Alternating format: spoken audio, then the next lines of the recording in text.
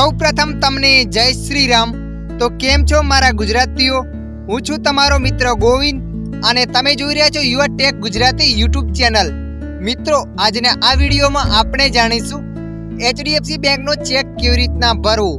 હા મિત્રો, તમે પણ HDFC બેંકનો ચેક કેવી રીતના ભરવો એ જાણવા માંગો છો તો આ વિડીયો તમારા માટે।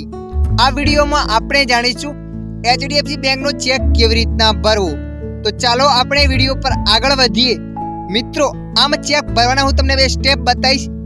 એક સ્ટેપમાં એવું હશે જેમાં તમારે પૈસા ઉપાડવા છે ખુદને, એ ચેક કેવી રીતના ભરવો। અને સ્ટેપ નંબર 2, તમે કોઈ બીજા વ્યક્તિને ચેક આપવા માંગો છો, એ ચેક કેવી રીતના ભરવો। તો ચાલો આપણે વિડીયો પર આગળ વધીએ।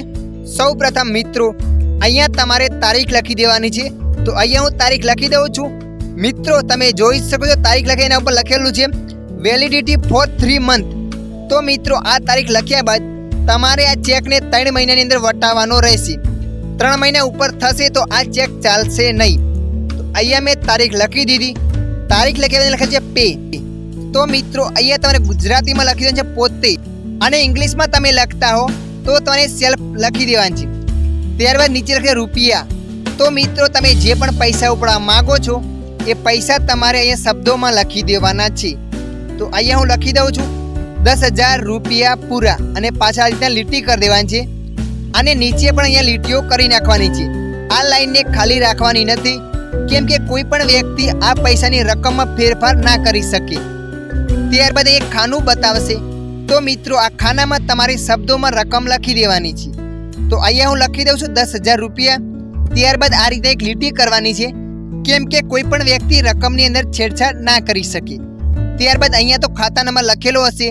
મિત્રો, અહીંયા તમારે જે પણ સાઇન કરતા હો એ સાઇન તમારે અહીંયા કરી દેવાની છે। એક સાઇન અહીંયા કર્યા બાદ તમારે ચેકને પાછળ પલટાવવાનો છે। પાછળ તમારો મોબાઈલ નંબર લખી દેવાનો છે, અને 2 તમારે સાઇન કરવાની રહેશે। તો અહીંયા 2 સાઇન કરી દઉં છું અને મારો મોબાઈલ નંબર લખી દીધો। મિત્રો, તમે જોઈ શકો છો તમારે પૈસા ઉપાડવા હોય તો આ રીતના ચેક ભરવાનો થશે। તારીખ, સેલ્ફ અથવા પોતે લખવાનું છે, નીચે શબ્દોમાં પૈસા, અહીંયા અંકોમાં પૈસા, અહીંયા સહી, પાછળ 2 સહી, એક મોબાઈલ નંબર। હવે આપણે જાણીશું કોઈ પણ બીજા વ્યક્તિને તમારે ચેક આપવો છે એ ચેક કેવી રીતના ભરવો। તો મિત્રો, એમાં ફક્ત થોડોક જ ફેરફાર છે। તો અહીંયા હું તમને સમજાવી દઉં છું। અહીંયા તારીખ લખવાની રહેશે। ત્યારબાદ તમે અહીંયા પોતે અથવા સેલ્ફ લખ્યું હતું ત્યાં તમે જે પણ વ્યક્તિને આપવા માંગો છો એ વ્યક્તિનું પૂરું નામ અહીંયા લખવાનું છે। જેમ કે હું પૂરું નામ લખી દઉં છું, રબારી પરેશભાઈ સોથાભાઈ। આ રીતના પૂરું નામ મેં લખી દીધું। નામ લખ્યા નીચે ખાનું છે, ત્યાં આપણે શબ્દોમાં પૈસા લખ્યા હતા। ત્યારબાદ અહીંયા બીજું ખાનું હોય છે, એમાં પણ આપણે અંકોમાં પૈસા લખવાના હોય છે, એ પણ ઓલરેડી કમ્પ્લીટ છે।